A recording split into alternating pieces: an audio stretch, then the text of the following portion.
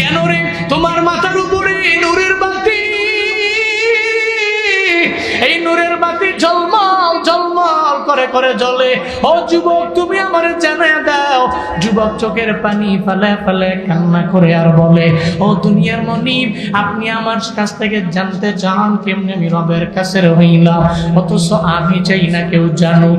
আমি আল্লাহকে বলেছি, ও আল্লাহ, তোমার সাথে আমার তাআল্লুকের কথা দুনিয়ার কেউ যাতে আমার না জানে, তোমার সাথে আমার তাআল্লুকের কথা আমার দুনিয়ার মনিব জানতে পারে না, তোমার সাথে আমার তাআল্লুকের কথা আমার বন্ধু বান্ধবেরা জানবে না, তোমার সাথে আমার তাআল্লুকের কথা আমার আশেপাশের প্রতিবেশীরাও জানতে পারবে না। ও আল্লাহ, তুমি যেহেতু জানায়া ফেলছো, তোমার এক বান্দা জেনেও গেল, যেহেতু আমার তোমার সম্পর্কের কথা জেনেই গেছে, আল্লাহ গো, আমি আর থাকতে চাই না দুনিয়ার মধ্যে।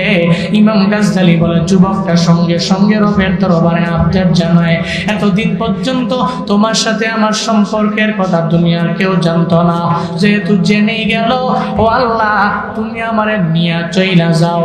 ইমাম গাজ্জালী বলে, আল্লাহর ওই বান্দা যুবক রবের দরবারে যখন আবদার জানাইলো, আল্লাহর দরবারে যখন বলে দিল, আল্লাহ তুমি আমারে নিয়া যাও নিয়া যাও নিয়া যাও, এটা বলতে দেরি হয়ে যায়। আল্লাহ পাক মালাকুল মউতরে পাঠাইতেও দেরি করে না। আল্লাহ কয়, মালাকুল মউত ওই যুবকের সামনে গিয়া তুমি দাঁড়ায় যাও, আর যুবকের রূহটাকে তুমি কবজ করে নিয়ে আসো না। সঙ্গে সঙ্গে মালাকুল মউত আসলো, ওই যুবকের রূহটাকে কবজ কইরাও নিয়া চইলা গেল। কেন জানো নি রে বাবা?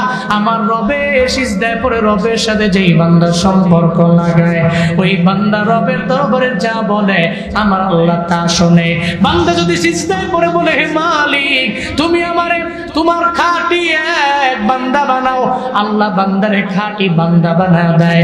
আল্লাহর কাছে বান্দা যদি সিজদায় পড়ে বলে, ও আল্লাহ, আমার রিজিক নাই, তুমি রিজিক দিয়া ভরপুর বানায় দাও, আল্লাহ কয়, তো সিজদার দোয়া আমি আল্লাহ জীবনে কোনোদিন ফিরাইয়া দিতে পারি না। বান্দা যদি রবের দরবারে আবদার জানায়, আল্লাহ গো, 10 বছর হয়ে গেল আমি বিয়ে করলাম, আল্লাহ আমার ছেলে নাই, আমার মেয়ে নাই, তুমি আমারে দাও।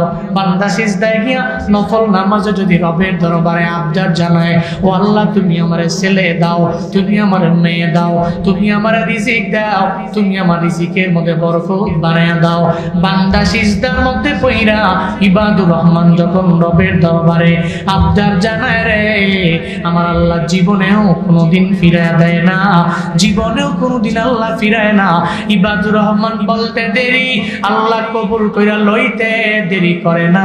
চিল্লা পড়া যাবে কি সুবহানাল্লাহ?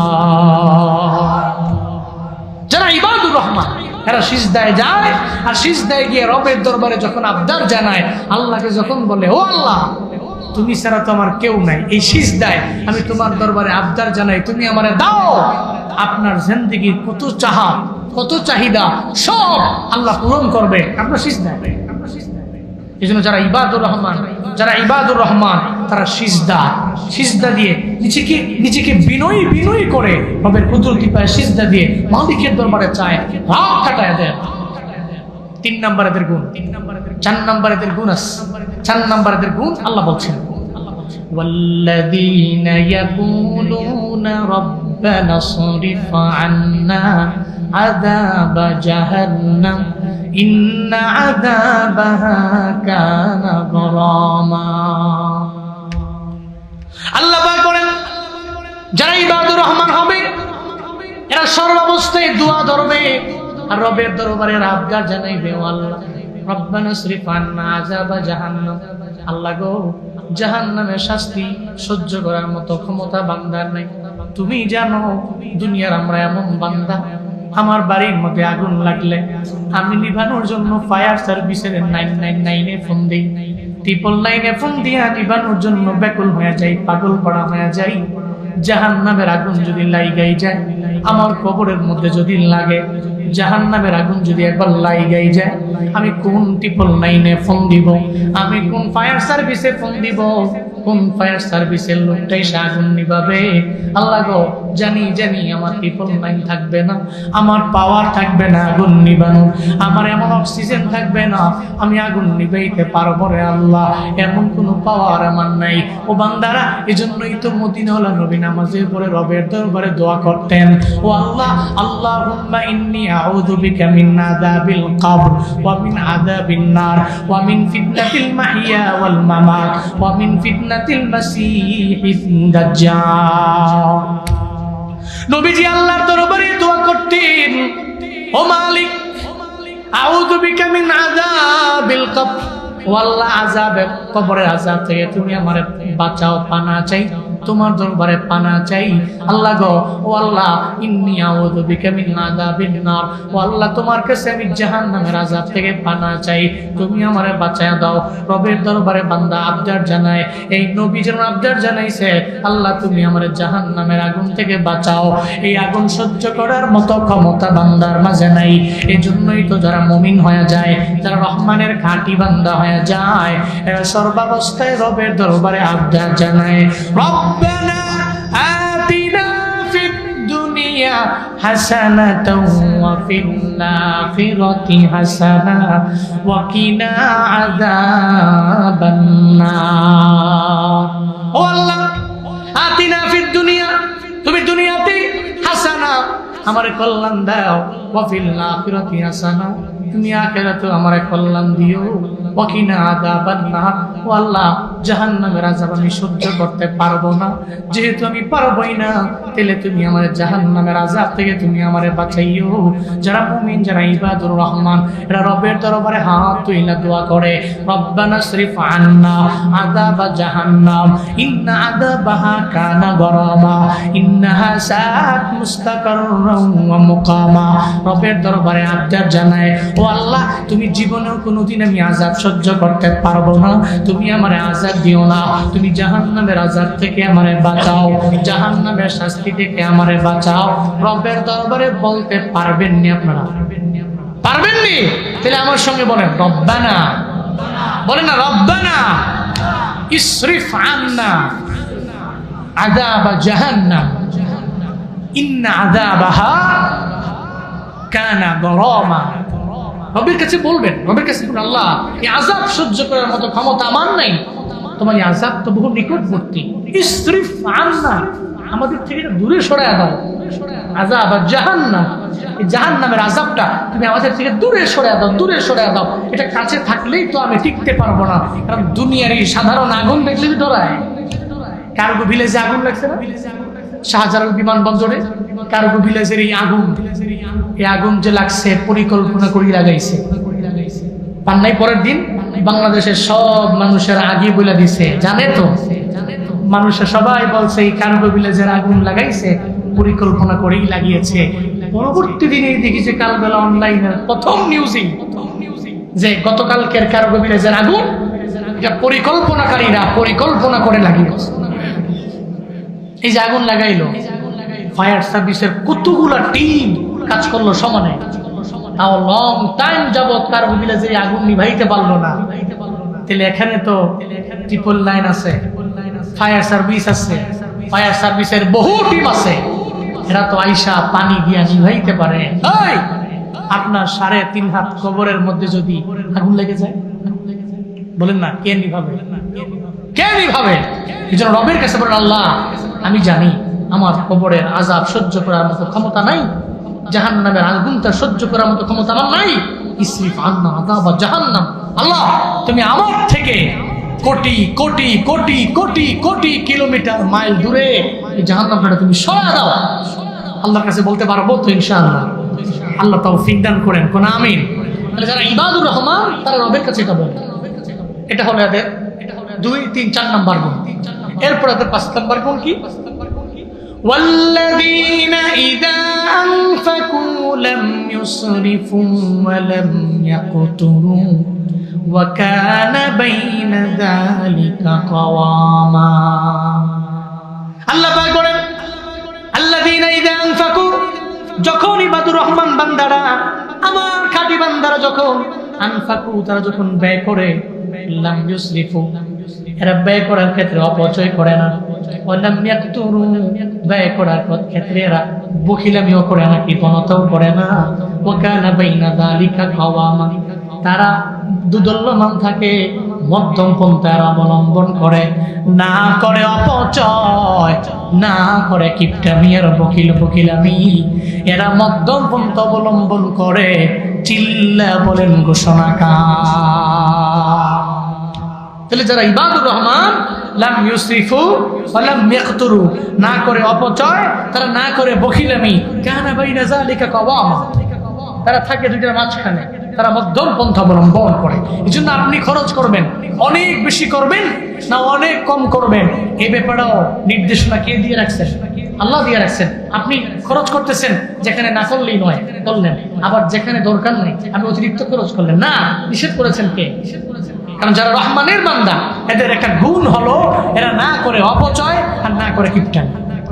এটা গেল এদের 5 নাম্বার গুণ।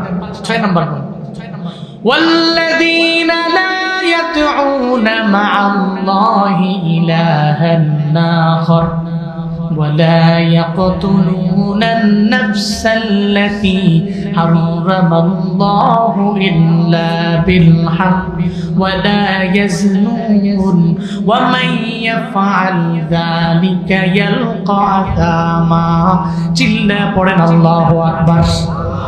আল্লাহ পাক বলেন রহমানের খাঁটি বান্দা যারা, এদের 6 নম্বর গুণ হবে লা ইয়াদউনা মাআল্লাহি ইলাহান আখার, আল্লাহর সাথে জীবনেও কাউকে সুযোগ লাগে অন্য কাউরে ডাকবে না, এরা কোনো মাজারের মধ্যে গিয়ে সিজদা দিবে না, এরা গাছের পূজা করবে না, এরা মাছের পূজা করবে না, এরা কোনো মানুষের গোলামি করবে না, এরা রবের কুদরতি পায়ের মধ্যে সিজদা দিয়ে দিবে, এরা শিরকের গুনাহের মধ্যে লিপ্ত হবে না।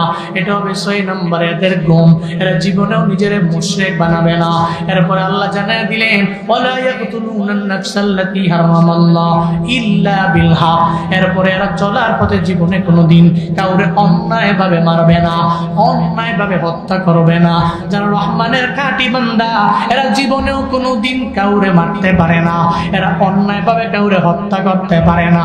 তাহলে শহীদ আবু সাঈদের কোনো দোষ নাই, তার বুকের মধ্যে একবার গুলি লাগাইলো, আবু সাঈদ জমিনের মধ্যে পড়ে গেল এমন অবস্থা, আবার সে দাঁড়াইলো, তার বুকের মধ্যে যে আবার গুলি লাগাইলো, ওই আবু সাঈদের তো কোনো দোষ নাই, ওই মুগ্ধের তো কোনো দোষ নাই।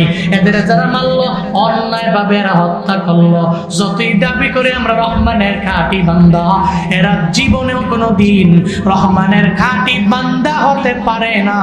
চিল্লা বলেন ঘোষণাকার। অন্যায়ভাবে কেউ যদি একটা চড়ুই পাখিও মারে, কি পাখি? চড়ুই পাখি। নবীজি বলছেন এটা অন্যায়ভাবে এটা চড়ুই পাখি মারতে পারবে না। কেমন? 2 বন্ধু দ্বারে বসে আছে, আড্ডা মারতেছে, হাতের মধ্যে আছে গুলাইল। আপনাদের এলাকায় কি বলে? হ্যাঁ, তীর গুলতি। আমার এলাকায় বলে গুলাইল। এরকম যে টান মেরা মারে না, এগুলো তো এখন কমে গেছে, কারণ এখন তো আছে যুবকদের হাতে মোবাইল আছে আর ফ্রি ফায়ার, বুঝলেন নাই? পাবজি আছে তো, পাবজি আছে, ফ্রি ফায়ার আছে, ফুটবল গেম আছে, কত কিছু আছে, ক্যারাম বোর্ড তো আছে, এরপরে লুডো কিং আছে না নাই? সময় পাইলে একটা বন্ধু চলো না একদিন হয়ে যাক না, এরপরে খেলে তো খেলে, আবার জুয়াও ধরে। ওই যে বন্ধু যদি আমি হই 1 নম্বর কি হয় 500, তাহলে প্রতি ডাইন 500 করে আসে না নাই? আসে না নাই? আছে, বহু আছে। আরো এই গত 5-10 বছর আগে তো এত প্রচলন ছিল না, তো তখন তো ছিল এক গুলাইল ছিল, পোলাপানি গুলা দুষ্টামি করতো। যদি বন্ধু বসে রয়েছে, গুলাইলের মধ্যে তার কাছে মার্বেলও আছে, বন্ধুরে কয় দেখ আমার কি টার্গেট, ফিউচারে আমি সেনাবাহিনী, ঠিক আছে? মারছে একটা পাখিরে, মারছে, পাখির উপরে পড়ছে, পাখিটা মরে গেছে, নিচে পড়ছে, ও পাখিরে দেখেও নাই, আনেও নাই, ধরেও নাই, দেখছো নি আমার কি টার্গেট, আমি মারছি, পাখিটা মরে গেছে। মারলো কি কারণে? খাবে এই কারণে না, বন্ধুরে দেখাইছে এই কারণে।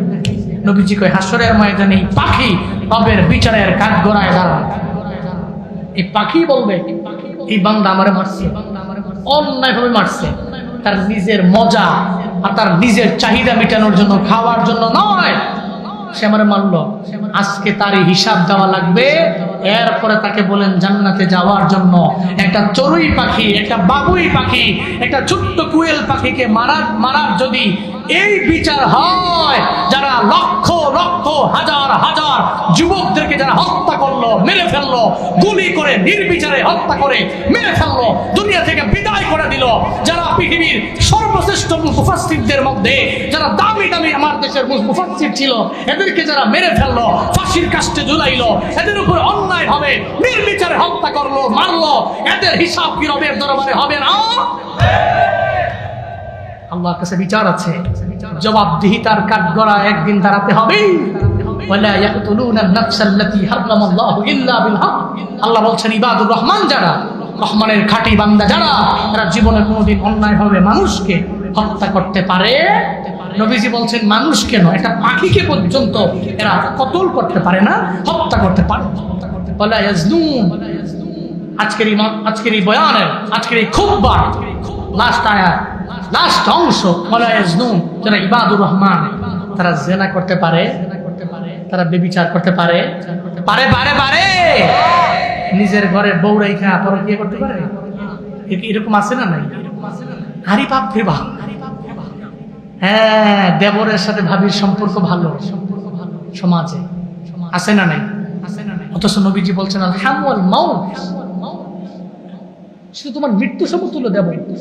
কিন্তু এখন দেবর ভাবির সাথে সুন্দর কথাবার্তা, রসিকতার ছলে কিছু মজা না করলেই সমাজ তাকে কি একটা পর্দা হিচ্ছে, এ হুজুর খালি খালি খালি পর্দা পর্দা পর্দা পর্দা করে। এরকম আছে না নাই?